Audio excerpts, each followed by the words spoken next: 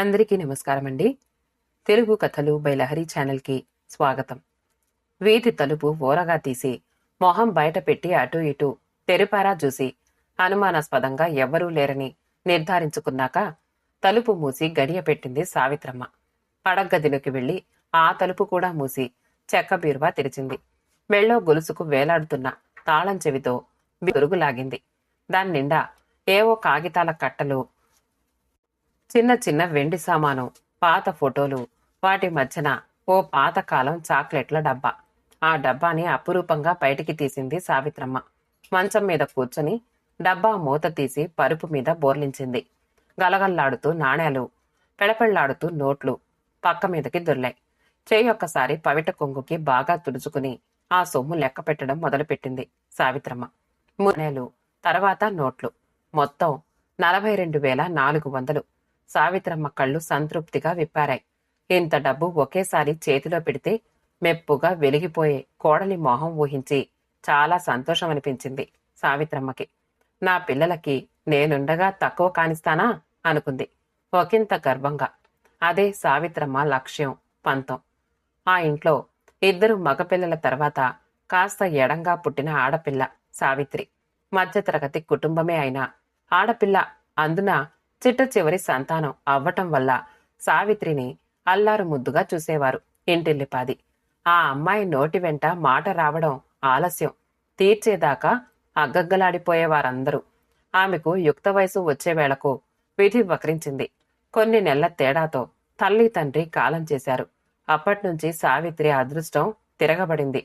ఇంటి పెత్తనం వదినల చేతికొచ్చింది. అసలే అత్తగారు ఇప్పటిదాకా ఆడపడుచుకి యువరాణి హోదా ఇస్తున్నందుకు గుర్రు వాళ్లకి. ఇప్పుడు ఆ అత్తగారు లేకపోయే, ఇక చెప్పేదేముంది? వాళ్లు చూపించే మత్సరం, అణచివేత సహించలేక అన్నగార్లతో చెప్పుకున్న ఫలితం లేక పెంకితనంగా తయారయ్యింది. ప్రతిదానికి పంతం, గొడవ. రోజూ ఇంట్లో యుద్ధమే. ఇంటిలోన పోరు ఇంతింత కాదయా అని ఆ అల్లరి ఆగం భరించలేక తొందరగా పెళ్లి చేసి పంపించేయాలి అనే నిర్ణయానికొచ్చారు అన్నగార్లు. ఈ ఇంటి నుంచి విడుదలవ్వటమే మేలు అనుకుంది సావిత్రి కూడా. అన్నగారులు తెచ్చిన సంబంధాల్లో పేరుకి తగ్గట్టు అందగాడైన సుందరమూర్తిని వరుడిగా ఎన్నుకుంది సావిత్రి. ముఖ్యంగా నెత్తిమీద జుట్టు తప్ప ఏముందని అతనికి అని వదినలు పెదవి విచ్చినందుకు గాను అతనే కావాలని పంతం పట్టి మరీ చేసుకుంది సావిత్రి. ఆ పంతానికి తనకే శిక్ష పడుతుంది అని తెలుసుకోలేకపోయింది ఆ అమాయకురాలు.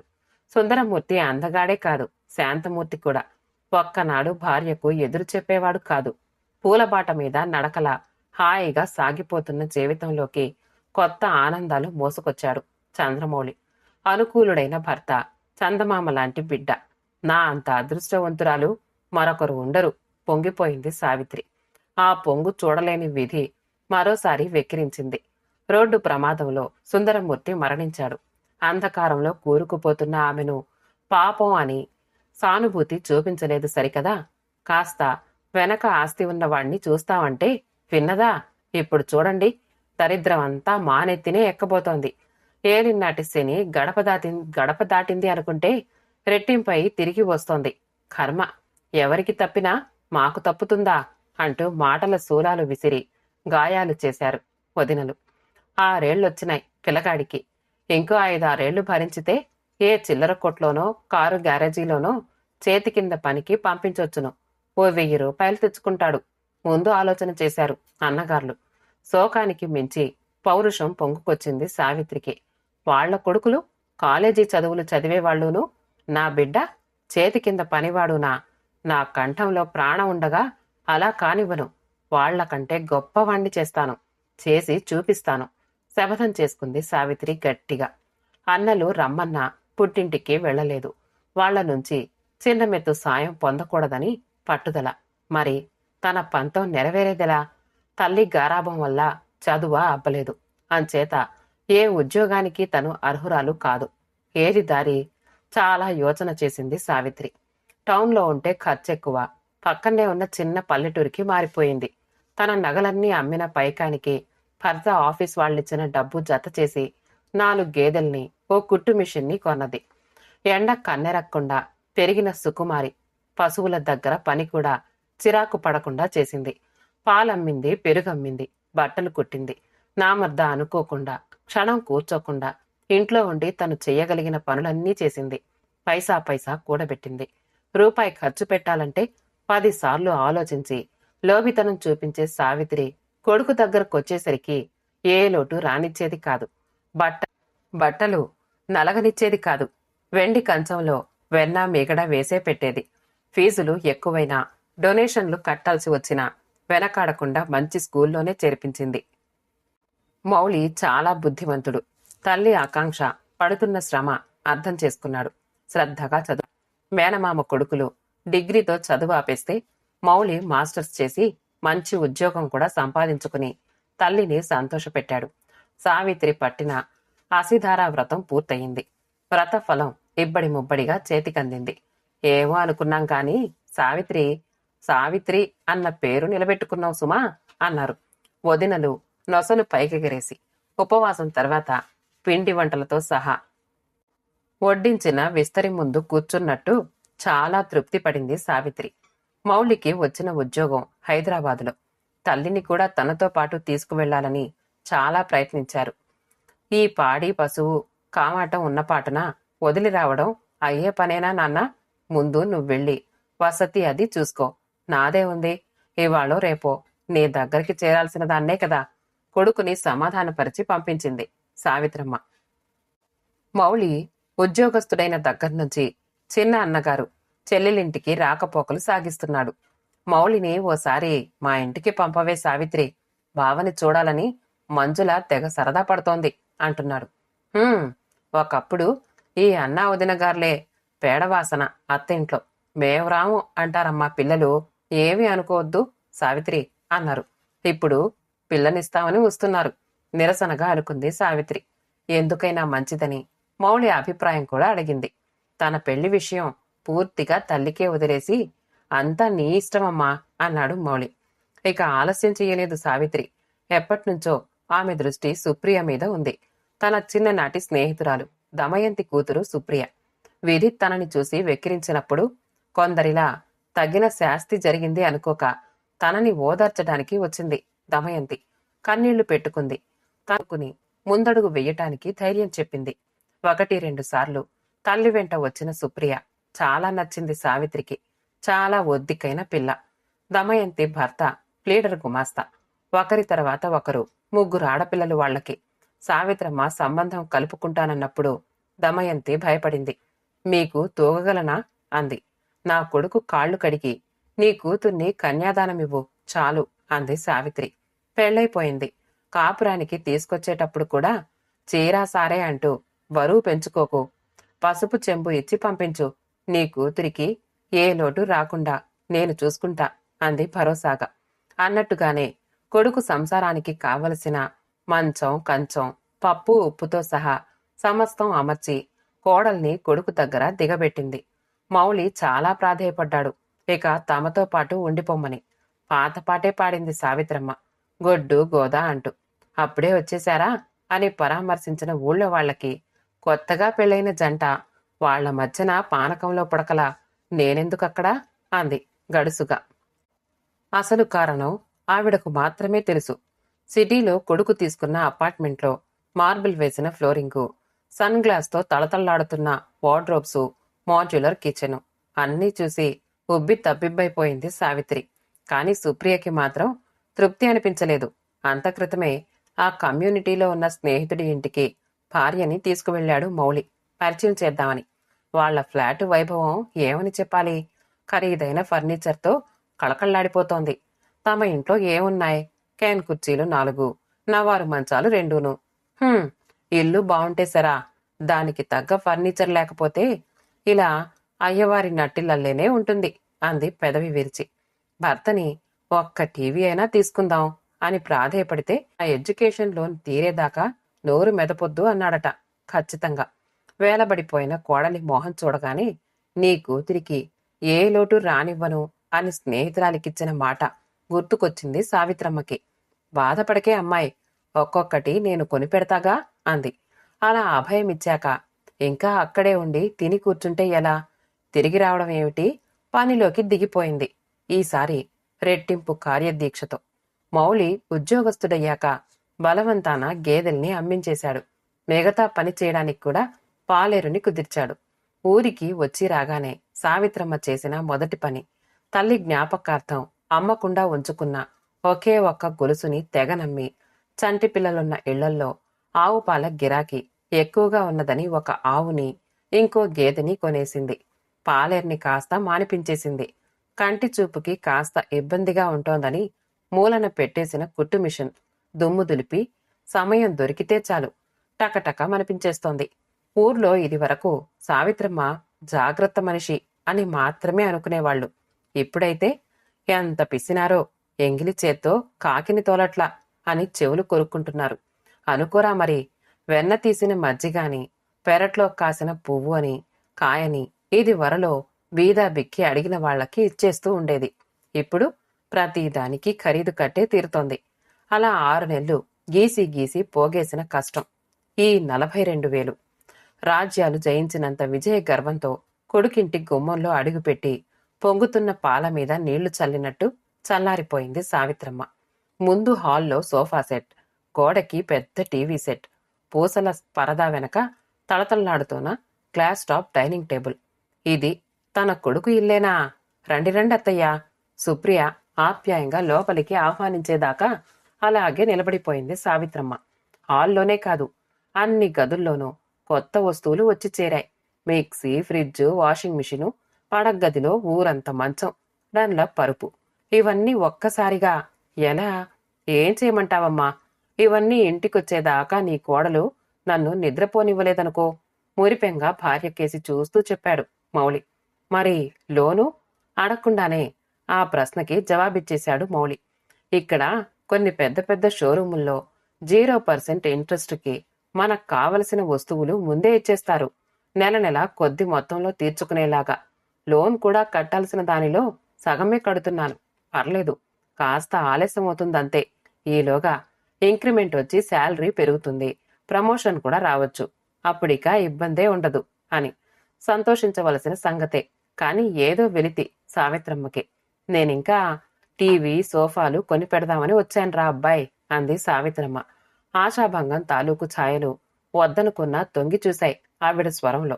తల్లి మాటలు వినిపించనట్టే, అమ్మా నీ చేతులు చూడు ఎంత గరుకుబారిపోయాయో. రాత్రి భోజనాలయ్యాక టీవీ ముందు పెద్ద సోఫాలో కూర్చున్న తల్లి ఒడిలో తలపెట్టి పడుకుని ఆమె చేతులు 2 చెంపల కానించుకున్నాడు మౌలి. నవ్వింది సావిత్రమ్మ.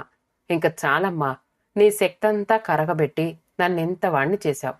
నా కాళ్ల మీద నిలబడగలిగినా ఇంకా నిన్ను పీల్చి పిప్పి చేయమంటూ నన్ను చిన్నబుచ్చకమ్మా. మౌలి కంఠంలో దుఃఖపు జీర.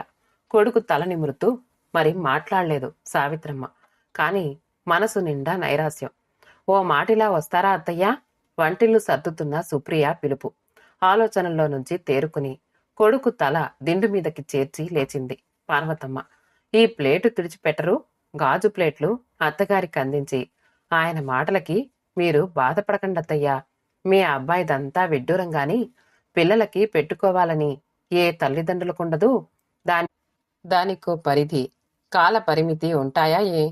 అయినా ఆయన తీసుకోకపోతే ఏమిటి? నేను తీసుకుంటా, సరేనా అంది బుజ్జగింపుక.